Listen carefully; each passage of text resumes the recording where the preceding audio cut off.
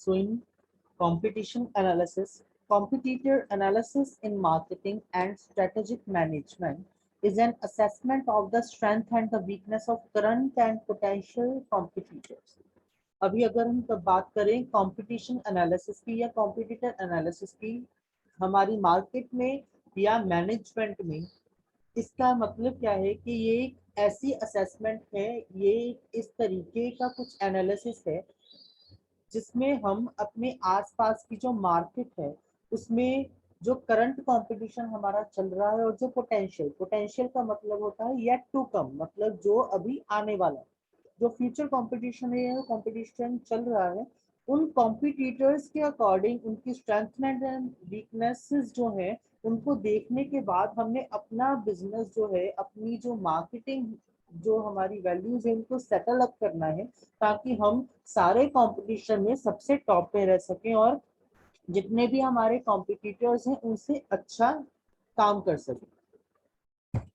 तो competition analysis जरूरी क्यों है? The importance of competition analysis to survive. अगर तो हमारी मार्केट में मोनोपोली चल रही है, मोनोपोली मतलब सिर्फ हम ही हैं, ठीक है, हमारे अलावा आसपास और कोई नहीं है, तो उस टाइम पे हमें आराम से हम सरवाइव कर सकते हैं। लेकिन अगर हमारे आसपास बहुत सारे लोग हैं, ठीक है, बहुत सारा कंपटीशन है, तो हम इजीली सरवाइव नहीं कर सकते। सो सरवाइव करने के लिए हमें कंपटीशन एनालिसिस करना बहुत जरूरी है। हमें ये पता होना जरूरी है कि हमारे मार्केट में आसपास क्या चल रहा है, जिसके अकॉर्डिंग हम कुछ ऐसी स्ट्रेटजीज मेंटेन करें ताकि हम उस मार्केट में सरवाइव कर सकें। So the first importance of competitor analysis is to survive. The second is handle slow growth. हमेशा माना जाता है slow and study wins the race. अगर हम स्लोली स्लोली ग्रो करेंगे तो हमारी ग्रोथ जो है वो स्टेबल रहेगी और लॉन्ग टाइम रहेगी, लॉन्ग टर्म ग्रोथ रहेगी हमारी। तो हमने जो हमारी स्लो ग्रोथ चल रही है उस कंपटीशन के एनवायरमेंट में उसे हमने कंट्रोल करना है with the help of competition analysis. Exploit opportunities. जो भी हमारी अपॉर्चुनिटीज हैं जो हमें मिल रही हैं उन्हें ग्रैब करना है और उन्हें यूज करना है, क्योंकि business is all about using your opportunities.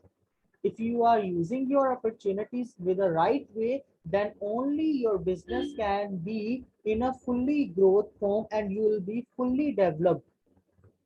तो हमारी जो अपॉर्चुनिटीज है उनको हमने अच्छे तरीके से यूज करना है, ठीक है, ताकि हम उस बिजनेस में, हम उस मार्केट में अपने आप को सरवाइव कर सके, सर्वाइवल अपना आगे कंटिन्यू रख सके। इसीलिए जो अपॉर्चुनिटीज हमें बिजनेस में मिलेंगी उन अपॉर्चुनिटी को ग्रैब करके यूज करना बहुत जरूरी है।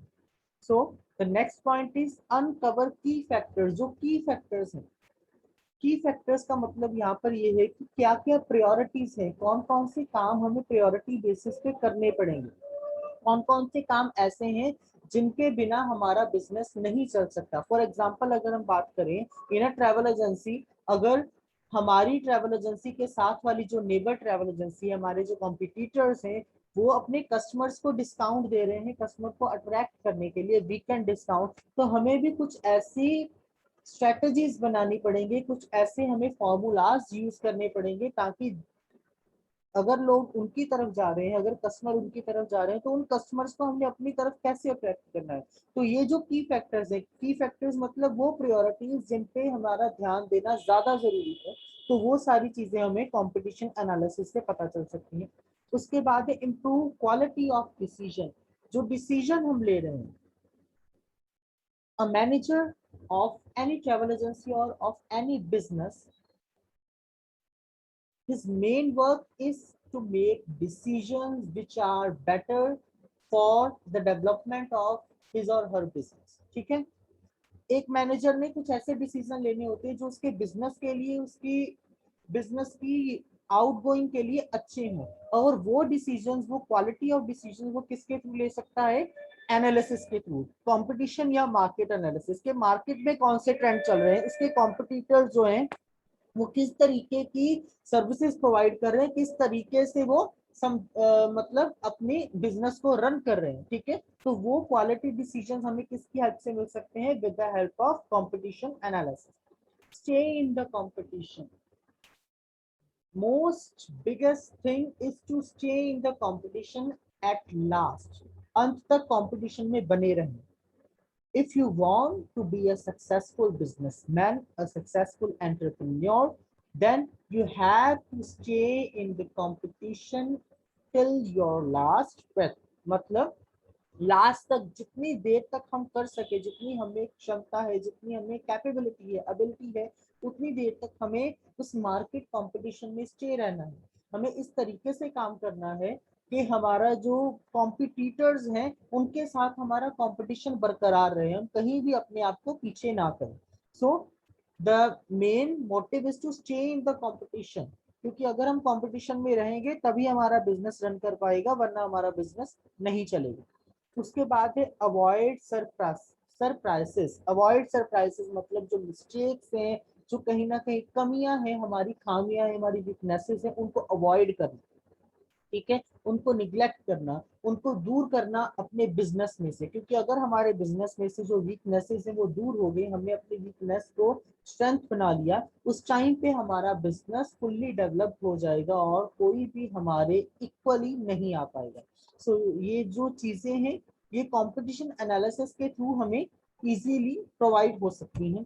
उसके बाद अगर हम बात करें कि अगर हमने कंपटीशन एनालिसिस करना है, हमने मार्केट एनालिसिस करना है, मार्केट में क्या ट्रेंड चल रहे हैं, कौन कौन सी नई कंपनीज ओपन हुई है जो सेम प्रोडक्ट दे रही हैं जो प्रोडक्ट हम दे रहे हैं, ठीक है, कौन कौन सी ट्रैवल एजेंसी साथ में हमारे ओपन हुई है, तो वो एनालिसिस करने के पहले हमारी माइंड में एक क्वेश्चन हो, कुछ क्वेश्चंस हैं जो आते हैं। वो क्वेश्चंस क्या है? Against whom are we competing? Most important question is, हम कंपटीशन तो कर रहे हैं लेकिन हमें पता होना चाहिए कि हमारा कॉम्पिटिटर कौन है, ठीक है, उसकी बिजनेस हिस्ट्री क्या है, वो किस तरीके से बिजनेस करता है, उसका मार्केट में वैल्यू क्या है उस पर्सन की, ठीक है। तो हमारा पहला क्वेश्चन यही होगा कि हम किससे compete कर रहे हैं। जब भी हम किसी भी कंपटीशन में जाते हैं लाइफ में, चाहे हम स्कूल में है, कॉलेजेस में है, हम ये हमेशा ये देखते हैं कि हमारा सामने वाला कैसा है, हम किसके साथ कंपटीशन करने वाले हैं। वही सेम होना चाहिए बिजनेस स्ट्रेटेजिक में, ठीक है, कि हमारे बिजनेस में हम कंपटीशन मार्केट में कर तो रहे हैं लेकिन हमें पता होना चाहिए कि हम जिस पर्सन से कंपटीशन कर रहे हैं उसके बिजनेस बैकग्राउंड क्या है, उसके बिजनेस स्ट्रेटेजीज क्या है, उसके ट्रेंड्स क्या है, जिस अकॉर्डिंगली वो अपने बिजनेस को रन करता है। The second question is what strength and weakness do they possess. मतलब सामने वाले जो हमारा कॉम्पिटिटर है, हमारा साथ वाला जो ट्रैवल एजेंट है, उसकी स्ट्रेंथ्स एंड वीकनेसेस क्या है, कौन सी चीजें हैं जो उसके लिए पॉजिटिवली वर्क करती हैं और कौन सी चीजें उसके लिए नेगेटिवली वर्क करती है, कौन सी चीजें उसके बिजनेस के लिए एडवर्स है। अगर हमने किसी दूसरे बिजनेसमैन की वीकनेसेस को अपनी स्ट्रेंथ बना लिया तो हमारा बिजनेस जो है वो बहुत स्ट्रांग रहे। तो इस चीज का ध्यान रखना बहुत जरूरी है कि सामने वाले की वीकनेसेस एंड स्ट्रेंथ्स क्या है। उसके बाद है व्हाट आर देयर ऑब्जेक्टिव। हमने अभी ये देखना है कि हमारे आसपास बहुत सारी शॉप्स खुली हैं, ठीक है जी, उसमें हमारी ट्रैवल एजेंसी भी है। तो हमारा मोटिव ये होगा कि हम देखेंगे कि उन सब का ऑब्जेक्टिव कौन सा है, ठीक है। ऑब्जेक्टिव इन अ सेंस कि वो क्या काम कर रहे हैं, वो किसके लिए काम कर रहे हैं। फॉर एग्जाम्पल अगर ग्रोसरी शॉप है एंड ट्रैवल एजेंसी है तो इन दोनों का कंपटीशन नहीं हो सकता। ग्रोसरी शॉप कोई और प्रोडक्ट सेल कर रही है और ट्रैवल एजेंसी कोई और प्रोडक्ट सेल कर रही है, ठीक है। तो सबसे पहले ये देखना जरूरी है कि जिसके साथ हम कंपटीशन कर रहे हैं क्या उसका ऑब्जेक्टिव हमारे ऑब्जेक्टिव से मेल खाता है, सेम है और नहीं। उसके बाद नेक्स्ट क्वेश्चन हमारे माइंड में जो बिल्ड होगा वो ये है, what strategies are they pursuing and how successful are they। अभी ये मेन पॉइंट आता है। पहले भी पुराने जमाने में भी जब कोई राजा महाराजा युद्ध के लिए जाते थे, लड़ाई के लिए जाते थे, तो उनका मेन मोटिव यही होता था, वो देखते थे हमारा जो विरोधी राजा है, हमारा जो कॉम्पिटिटर है, वो किस तरीके की नीतियां, किस तरीके की स्ट्रेटजीज को यूज कर रहा है और क्या उसकी वो स्ट्रेटजी काम में आएगी भी या नहीं। वही सेम चीज बिजनेस में होती है। हमने बिजनेस रन करना है, हमने मार्केट पे अपना एक किंगडम बनानी है मार्केट, जिसके किंग हम होंगे। ठीक है, तो उस कंपटीशन को विन करने के लिए हमें ये देखना पड़ेगा जो हमारा सामने वाला कॉम्पिटिटर है वो किस तरीके की स्ट्रेटेजीज चला रहा है अपने बिजनेस को आगे बढ़ाने के लिए, और जो जो स्ट्रेटेजीज वो कर रहा है क्या उसकी स्ट्रेटेजीज वर्क कर रही है या नहीं। क्योंकि देखिए, अगर एक ट्रैवल एजेंसी ने मान लीजिए डिस्काउंट ऑफर कर दिया कि हम 20% डिस्काउंट दे रहे हैं वीकेंड्स पे, ठीक है, तो क्या उसका वो डिस्काउंट वाली स्ट्रेटेजी वर्क कर रही है, क्या उसके पास कस्टमर आ रहे हैं या नहीं आ रहे। हम इन स्ट्रेटेजीज को देख के अपनी स्ट्रेटेजीज बनाएंगे। ऐसे नहीं है कि उसने डिस्काउंट अनाउंस किया तो हमने भी अनाउंस कर दिया, नहीं। हम सबसे पहले देखेंगे कि उसके डिस्काउंट अनाउंस करने पर उसके बिजनेस पे क्या इफेक्ट पड़ रहा है। उसे एनालाइज करने के बाद फिर हम डिसाइड करेंगे कि हमें कौन सी स्ट्रेटेजी करनी है कि जिससे उसके कस्टमर्स भी हमारी तरफ अट्रैक्ट हो। तो ये मेन हमारा क्वेश्चन आता है कि वो कौन सी स्ट्रेटेजीज अप्लाई कर रहे हैं और क्या वो स्ट्रेटेजीज वर्क कर रही है या नहीं। तो अगला क्वेश्चन हमारे माइंड में क्या आएगा, how are they likely to behave and how are they likely to read to offensive moves.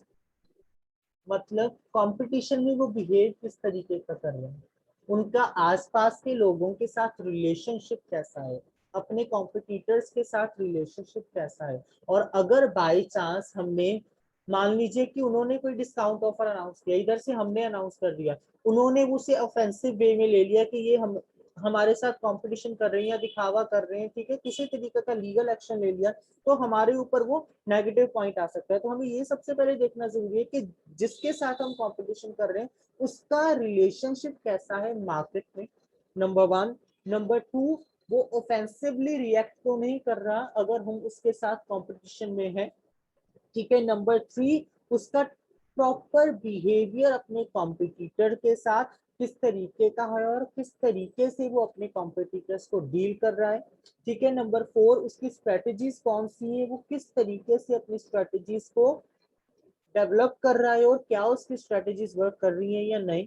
फिर उसके बाद उसके ऑब्जेक्टिव्स क्या हैं, उसकी स्ट्रेंथ्स एंड वीकनेसेस क्या हैं, ठीक है, और वो पर्सन है कौन। ये हमारे माइंड में कुछ क्वेश्चंस होते हैं जिनका आंसर होना जरूरी है एनालिसिस स्टार्ट करने से पहले। ये एनालिसिस के पहले के पॉइंट है, प्री एनालिसिस जिसे हम कहते हैं, ठीक है। उसके बाद हमारे पास नेक्स्ट पॉइंट आ जाता है एनालिसिस। अभी प्री एनालिसिस हो गया, ये सारे क्वेश्चंस हो गए, इन सारे क्वेश्चंस के हमारे पास आंसर्स आ गए कि वो पर्सन एक ट्रैवल एजेंट है, उसकी स्ट्रेंथ एंड वीकनेसेस हमें पता चल गई, उसका ऑब्जेक्टिव क्या है, ज्यादा से ज्यादा जो टूरिस्ट हैं उनको टूर पैकेजेस प्रोवाइड करना, वीजा प्रोवाइड करना, ये उसकी ऑब्जेक्टिव है। उसकी स्ट्रेटेजीज क्या है, ठीक है, किस तरीके के स्ट्रेटेजीज वर्क कर रही हैं, उसका बिहेवियर कैसा है, बस ये सब कुछ पता चल गया।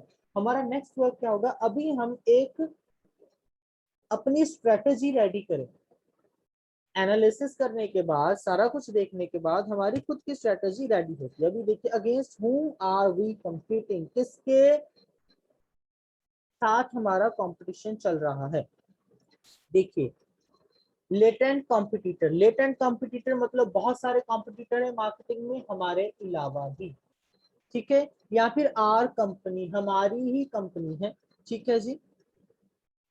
उसके अलावा करंट कॉम्पिटिटर, करंट कॉम्पिटिटर मतलब जितने कॉम्पिटिटर पहले थे वही हैं, कोई और नया आके नहीं जुड़ा, ठीक है जी। तो ये कॉम्पिटिटर्स अभी देखिए साथ में आपको एग्जांपल्स दी हुई हैं, ठीक है जी। एग्जांपल्स पे आप लिख सकते हो, जैसे कि मान लीजिए सैमसंग का कंपटीशन चल रहा है माइक्रोमैक्स से, ठीक है। माइक्रोसॉफ्ट का कंपटीशन चल रहा है, माइक्रोसॉफ्ट गूगल मीट का कंपटीशन चल रहा है जूम से, ठीक है। तो ये कॉम्पिटिटर्स हैं, अपनी अपनी स्ट्रेटेजीज के अकॉर्डिंगली ये वर्क करते हैं और ज्यादा से ज्यादा कस्टमर्स को अपनी तरफ अट्रैक्ट करने के लिए नई नई स्ट्रेटेजीज बनाते हैं, ठीक है जी।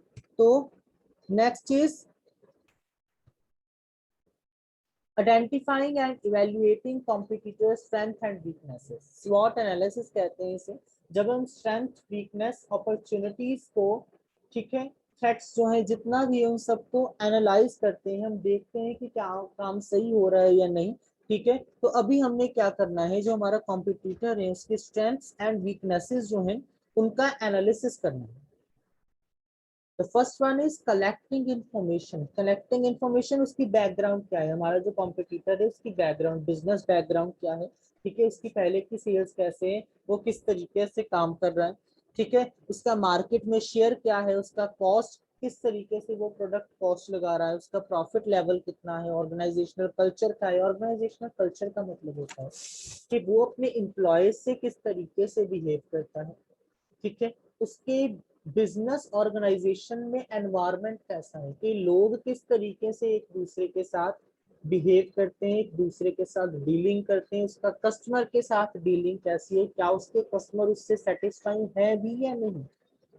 जब भी हम एनालिसिस करते हैं तो हमारे माइंड में सबसे पहले क्वेश्चंस बिल्ड होते हैं, फिर उन क्वेश्चंस के हम आंसर फाइंड आउट करते हैं मार्केट से। वो हम प्राइमरी डाटा से कर सकते हैं, प्राइमरी डाटा या सेकेंडरी डाटा, मतलब हम मार्केट से अलग अलग डाटा उठाएंगे उस पर्सन से रिलेटेड, उस डाटा के बेसिस के ऊपर ही हम अपना सारे का सारा जो बिजनेस है उसे सेटल अप करेंगे, अपनी स्ट्रेटेजीज बनाएंगे। Market analysis is nothing just to ask question from yourself and to finding out the answer to make certain strategies so that your business can be run in a smooth form. Okay बस यही चीज है कि analysis कुछ नहीं है, questions है उनके आंसर हमें फाइंड आउट करने होते हैं मार्केट एनालिसिस से। ठीक है जी, आप एनालिसिस देख सकते हो किस तरीके का एनालिसिस हो सकता है। ठीक है जी, कॉम्पिटिटर्स की स्ट्रेंथ्स, वीकनेसेस, ठीक है, आइडेंटिफाई इवेल्युएट करना हमने उसकी सारे के सारे किस तरीके से वो काम कर रहे हैं। Porter's approach to competitive structure analysis, इसे थोड़ा सा ध्यान से देख लीजिए। पोर्टर्स एक स्कॉलर है, ठीक है जी, जैसे साइंटिस्ट होते हैं साइंस के वैसे कॉमर्स के स्कॉलर्स होते हैं, तो उसकी ये जो अप्रोच है कॉम्पिटिटिव एनालिसिस के स्ट्रक्चर की, वो क्या कह रही है, rivalry among competitor. Rivalry among मतलब कॉम्पिटिटर्स में आपस में कोई लड़ाइयां तो नहीं है, ठीक है, तो वो चीज देख के उस चीज के ऊपर अभी क्या इफेक्ट पड़ता है। देखिए कॉम्पिटिटर्स में लड़ाइयां क्यों पड़ती हैं, मेन मोटिव्स क्या है, क्या रीजन है जिनकी वजह से कॉम्पिटिटर्स में राइवलरीज स्टार्ट होती हैं, लड़ाइयां स्टार्ट होती हैं। Bargaining power of a customer, एक कस्टमर की बार्गेनिंग पावर, कस्टमर के पास सबसे बड़ा एक जो हथियार होता है वो होती है उसकी बार्गेनिंग, क्योंकि कस्टमर को पता है कि जो बिजनेसमैन है जो हमें सेल कर रहा है प्रोडक्ट, उसका मेन मोटिव हमें सेटिस्फाई करना है। कस्टमर को ये पता है इसने प्रोडक्ट बेचना है, हमने खरीदना है, ठीक है, मजबूर वो है हमने, इससे नहीं मिला तो हम किसी और के पास चले जाएंगे, ठीक है। इसी चीज का फायदा उठा के उनके पास जो हथियार है वो उसे यूज करते हैं, दैट इज बार्गेनिंग। तो bargaining power of a customer can be a big reason for rivalry among competitors. The second is substitute product and services. Substitute product मतलब एक प्रोडक्ट मार्केट में पहले ही चल रहा है, ठीक है, वो इतना जरूरी नहीं है, उसका सब्स्टिट्यूट भी साथ ही साथ चल रहा है। अभी बिजनेसमैन पे ये प्रेशर पड़ जाता है कि उसका जो प्रोडक्ट मार्केट में ऑलरेडी चल रहा है, ठीक है, वो उसको कैसे मेंटेन रखे, क्योंकि उसका सब्स्टिट्यूट भी साथ में आ गया। सब्स्टिट्यूट का मतलब होता है कि जो प्रोडक्ट हमारा चल रहा है अगर वो ना भी आए तो उसके अलावा एक और ऐसा प्रोडक्ट है जो उसकी जगह ले सकता है, उसे कहा जाता है सब्स्टिट्यूट। तो इन सब्स्टिट्यूट से बचने के लिए कंपनीज को कुछ ऐसी स्ट्रेटेजीज बनानी पड़ती हैं ताकि उनका प्रोडक्ट और बेटर दिखाई दे। उसके बाद आ जाइए बार्गेनिंग पावर ऑफ सप्लायर। अगर जो सप्लाई कर रहा है प्रोडक्ट को वो भी तो बार्गेन करेगा, ठीक है, कस्टमर बार्गेन करेगा कि जो हमारे पास प्रोडक्ट आ रहा है वो हमें सस्ते में आप दे दो, ठीक है, सप्लायर ये करेगा कि हमने ये प्रोडक्ट आपको महंगा देना है, जितना हमारी अमाउंट है हम वही देंगे, ठीक है। तो ये चीजें जो है बार्गेनिंग पावर सबसे ज्यादा इफेक्ट करती है राइवलरीज पे, क्योंकि जितना ज्यादा वो बार्गेन करेंगे उतना ही तो कॉस्ट पे इफेक्ट पड़ेगा। अगर सप्लायर्स की बार्गेनिंग बढ़ेगी तो प्रोडक्ट की कॉस्ट बढ़ती है, इसे हमेशा याद रखिए। अगर सप्लायर्स की बार्गेनिंग बढ़ेगी तो प्रोडक्ट की कॉस्ट भी बढ़ेगी, और अगर कस्टमर्स की बार्गेनिंग बढ़ती है तो प्रोडक्ट की कॉस्ट कम होती है, क्योंकि कस्टमर ने प्रोडक्ट खरीदना है वो कम कॉस्ट पे खरीदेगा। सप्लायर ने रॉ मटेरियल भेजना है, वो ज्यादा कॉस्ट पे भेज रहा है, और रॉ मटेरियल से ही तो प्रोडक्ट की कॉस्ट डिफाइन करी जाती है। तो इस चीज को ध्यान रखना जरूरी है। फिर उसके बाद है थ्रेट ऑफ न्यू एंट्रेंट्स, मतलब नए कॉम्पिटिटर भी आ रहे हैं बिजनेस में, ठीक है, उनसे भी थ्रेट है। तो ये जो सारे आसपास थ्रेट चल रहे हैं, ठीक है, कस्टमर्स की अपनी बार्गेनिंग चल रही है, सप्लायर अपनी बार्गेनिंग कर रहा है, सब्स्टिट्यूट भी आ गए हैं प्रोडक्ट के, ठीक है, तो ये सारी चीजें जो हैं कहीं ना कहीं एक बिजनेसमैन पे इफेक्ट करती है। अगर बिजनेसमैन पे इफेक्ट हो रहा है, फिर वो देखेगा कि मेरा कंपटीशन स्ट्रांग है, मुझे उससे स्ट्रांग बनना है। इसी से राइवलरीज स्टार्ट होती है, ठीक है, बड़ी बड़ी लड़ाइयां स्टार्ट होती हैं कि अगर वो अच्छा काम कर रहा है, मुझे उससे दोगुना अच्छा काम करना है, अगर वो 20% डिस्काउंट दे रहा है, मैं 25% डिस्काउंट दे रहा हूँ, ठीक है। तो ये जो है कंपटीशन एनालिसिस में ये सारी चीजें हमें माइंड में रखनी जरूरी होती है।